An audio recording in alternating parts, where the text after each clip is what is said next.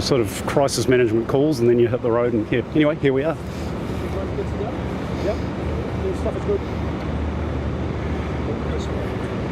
Good evening, everyone. Chris Quin, CEO of Foodstuffs North Island. It's obviously been an incredibly challenging day here today for the team and for everyone around associated with this event.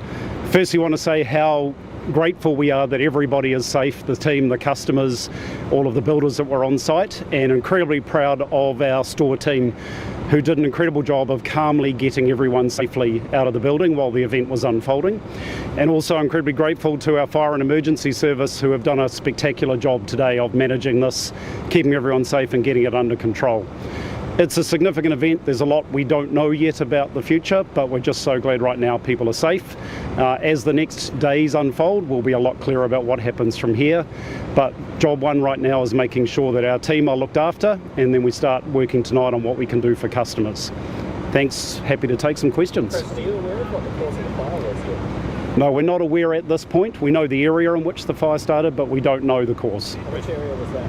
It was part of the rebuild area, but we don't know the cause. Chris, do you plan to, in terms of the redevelopment to the building, is it going to be demolished? Yeah, we have no idea at this point. We need to wait for the fire service to make the building safe to start entering and inspecting. So just can't comment on plans yet. We will as soon as we know. Do you have any information on how bad the building? Look, it seems like it's been a pretty significant event based on watching it unfold during the day and the fact that it took several hours. But we don't have any accurate assessment at this point. We've got to wait for it to be safe so that we can get engineers in and start to work that out. Obviously early days, but do you think you'll rebuild it? Look, it's a very important location to us. Don't really know what the plan to get back to trading will be yet.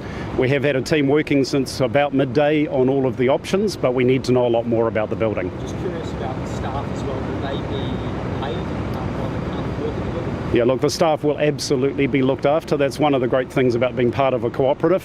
We've got so many options for how we do that. Job one was making sure they're safe and thanking them for being amazing when this event unfolded. And now we'll move to how we look after each and every one of them. Do you know the No, just no idea at this point.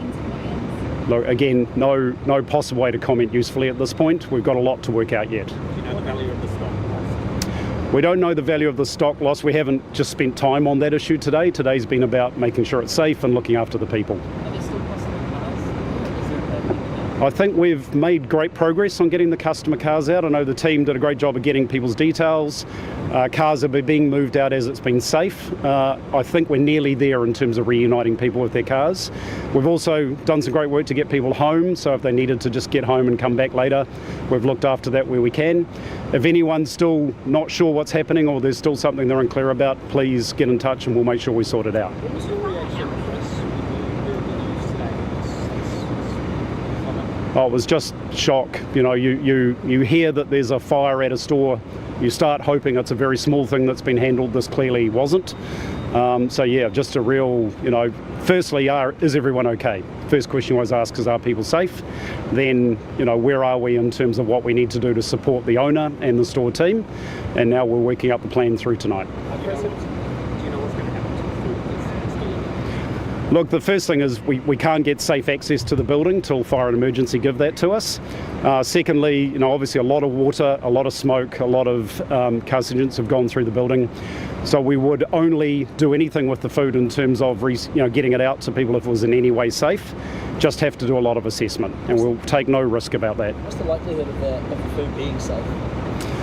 Look, it's a lot of water has gone into the building. There has been a lot of smoke. It's probably extensively damaged. Yeah, there is an insurance program around our stores. So again, part of the team working on that detail today, but it sits behind the queue for safety and making sure we secure the building.